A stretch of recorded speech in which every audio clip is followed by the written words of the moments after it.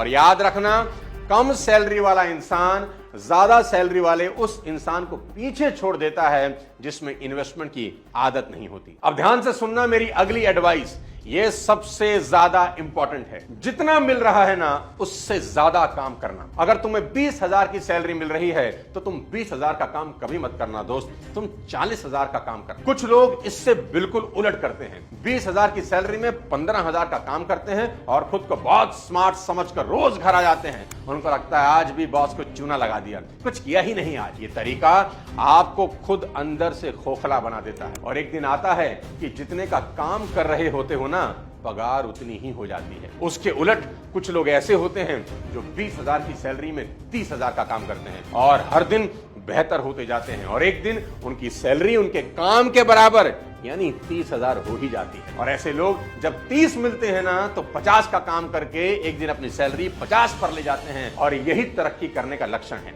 लेकिन दुनिया अनोखी है।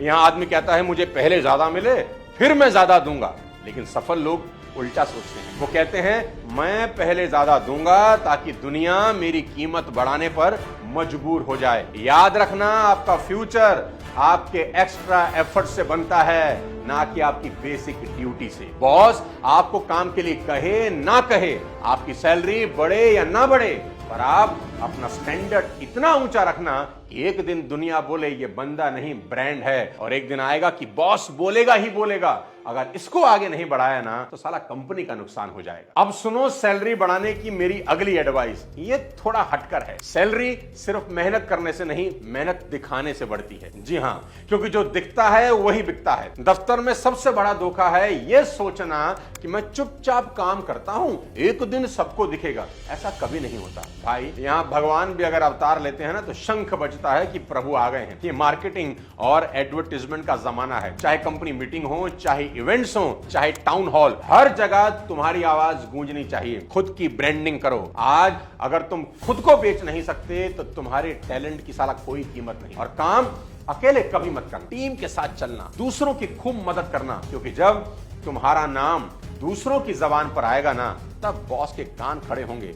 अगर तुम गुमनाम रहोगे तो सैलरी भी गुमनाम ही रहेगी। इसलिए आज से और अभी से छुपना बंद करो, चमकना शुरू करो और लीड करो, क्योंकि महल उन्हीं के बनते हैं दोस्त जो मंच पर चढ़ते हैं, पीछे बैठने वाले सिर्फ तालियां ही बजाते रहते हैं। अब बताता हूं लास्ट एडवाइस, बॉस को इंप्रेस करने की कोशिश कभी मत करना, बस उसे अपने काम से स्ट्रेस फ्री बना देना। याद रखना कि दफ्तर में वो लोग कभी नहीं चमकते जो सारा टाइम बिजी रहते हैं। दफ्तर में वो लोग चमकते हैं जो नतीजे देते हैं, वो भी बिना कहे। मैं इसको बोलता हूं फिलॉसफी ऑफ परफॉर्मेंस, कि आप इतना बेहतर और अच्छा काम करें कि आपके बॉस, आपके मालिक को एम्बैरेसमेंट फील हो आपकी करंट सैलरी देने में। You should perform so well that it will be embarrassed for your boss to pay you whatever is your current salary। मेरा पर्सनल एक्सपीरियंस कहता है दोस्त कि सैलरी डिमांड करने से नहीं बढ़ती, परफॉर्मेंस देने से ही बढ़ती है, और वो भी लगातार, हफ्ते, महीने और साल। देखो, अगर तुम ऑफिस में वो इंसान हो ना जिसे देखकर बॉस की सिरदर्दी बढ़ती है तो भूल जाओ सैलरी हाइक। लेकिन अगर तुम वो इंसान बन गए जिसकी सिर्फ मौजूदगी ही आपके बॉस के लिए आराम है, तो तुम्हें सिर्फ सैलरी ही नहीं, जिम्मेदारी, इज्जत और मकाम भी मिलेगा। क्योंकि नौकरी में असली चमक अटेंडेंस से नहीं, परफॉर्मेंस से आती है। और किसी भी ऑर्गेनाइजेशन को परफॉर्मेंस ही चाहिए, आपकी अटेंडेंस नहीं। तुम अपने ऑफिस के लिए मजबूरी नहीं, जरूरी होने चाहिए। इंदिरा गांधी ने कहा था कि इस दुनिया में दो तरह के लोग होते हैं, एक परफॉर्म करने वाले और दूसरे क्रेडिट लेने वाले। तुम पहले वाले बनना, क्योंकि वहां कंपटीशन ना के बराबर है। दोस्तों, आपको आगे बढ़ाना मेरा हमेशा से मोटिव रहा है। उम्मीद करता हूं ये पांचों बातें आप अगले 5 महीने में जरूर इंप्लीमेंट करेंगे। अब वीडियो के आखिरी पार्ट में मैं वो गलतियां बताने जा रहा हूं जो एज अ एम्प्लॉय आपको कभी नहीं करनी चाहिए। सबसे पहले, नेगेटिव एटीट्यूड और कंप्लेनिंग नेचर। जो इंसान बार बार शिकायत ही करता रहता है, अपनी टोन में नकारात्मकता रखता है, ये आदतें ऑफिस के अंदर उसकी इमेज को खराब कर देती हैं। भले ही आप टेक्निकली कितने ही स्ट्रांग क्यों ना हो, आपकी वैल्यू आपकी कंपनी में हर रोज घटती है और अप्रेजल के वक्त ये बड़ा फैक्टर साबित होता है। दूसरी गलती, हमेशा दूसरों की बुराई करना या गॉसिप कल्चर में शामिल होना। दोस्तों, ऑफिस पॉलिटिक्स और पीठ पीछे बातें करना किसी भी इंसान की इमेज को खत्म कर देता है। सीनियर को लगता है कि आप टॉक्सिक एनवायरनमेंट फैला रहे हैं। इससे आपको हर हालत में बचना चाहिए, सिर्फ अपने काम से मतलब रखो, दुनिया जाए भाड़ में। तीसरी गलती, फिक्स्ड माइंडसेट। मतलब जब आप बोलते हैं ये मेरा काम नहीं है, मैं क्यों करूं, अगर आप हर बार बोलते हो ना ये मेरी जेडी में नहीं है, तो आप ग्रोथ के लिए अनफिट माने जाते हो। मैंने शुरू में भी समझाया है कि अगर एक्स्ट्रा पाना है तो एक्स्ट्रा करना शुरू कर दीजिए। चौथी गलती, डेडलाइन मिस करना या फॉलोअप में ढील देना। टाइम मैनेजमेंट और अकाउंटेबिलिटी का ना होना अप्रेजल में सबसे बड़ा रेड फ्लैग माना जाता है। हर काम में लेट लतीफी बेहद नुकसानदायक साबित होती है। टाइम से पहले प्रोड्यूस करना सीखना होगा, तभी सबसे अलग नजर आओगे। पांचवी गलती, सीखने से मना करना या फीडबैक को इग्नोर करना। जो लोग फीडबैक को पर्सनली लेते हैं, अपनी ईगो पर ले लेते हैं और खुद को बदलने से इनकार करते हैं,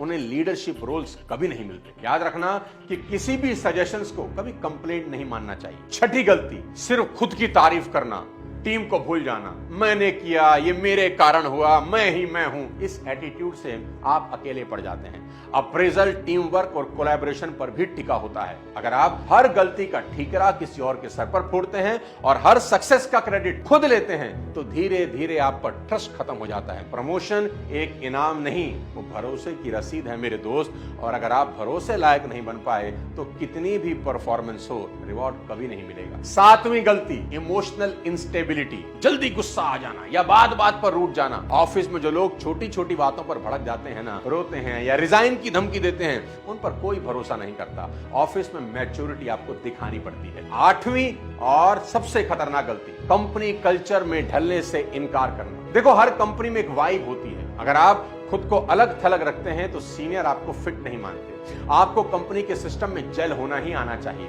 मैं चाहे ये करूं, मैं चाहे वो करूं, मेरी मर्जी, ये सब नहीं चलता। अलाइनमेंट किसी भी ऑफिस ग्रोथ की सबसे बड़ी नीड है। नौवीं और आखिरी गलती बताता हूं, ऑफिस एथिक्स का उल्लंघन कर डालना। लेट आना, बार बार छुट्टी लेना, काम के समय सोशल मीडिया में लगे रहना, व्हाट्सएप देखते रहना, इंस्टाग्राम देखते रहना, ये सब आपके प्रोफेशनल कैरेक्टर को गिरा देता है। काम के वक्त सिर्फ काम करना और ऑफिस को मंदिर ही मानना मेरे दोस्त, क्योंकि मंदिर में भगवान से कुछ मांगने ही जाते हो और आपका ऑफिस आपको वो सब देता है जो मांगने आप मंदिर जाते हो। इसलिए अपने वर्क प्लेस की बहुत इज्जत करना। दोस्तों, अब आप दो रास्ते पर खड़े हो। एक रास्ता जो आपको वहीं ले जाएगा जहां आप हर साल जाते हो, बिना हाइक, बिना पहचान, सिर्फ फ्रस्ट्रेशन के साथ। और दूसरा रास्ता जहां आप अपनी गलती पकड़ते हो, आदतें बदलते हो और खुद को उस इंसान में बदलते हो जो सैलरी नहीं, अपनी काबिलियत की कीमत तय करता है। तो आज एक वादा करो, अब मैं सिर्फ काम नहीं करूंगा, मैं असर छोड़ूंगा,